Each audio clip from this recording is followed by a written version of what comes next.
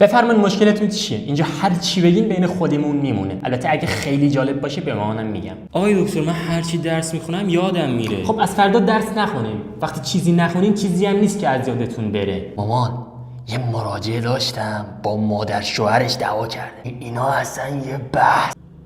ببین من یه تکنیک دارم. هر موقع ناراحت شدین بخوابین.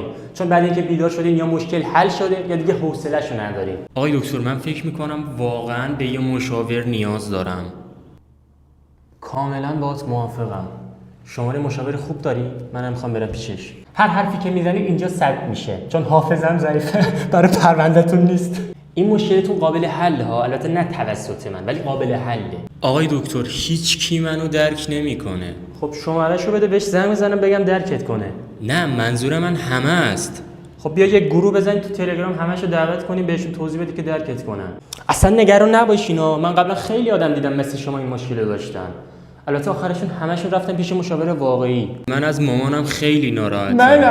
منم از مامانم ناراحتم. نه آقای دکتر حالا اونقدری هم موضوع جدی نیست. شما نگران نباشین. آره آره باش.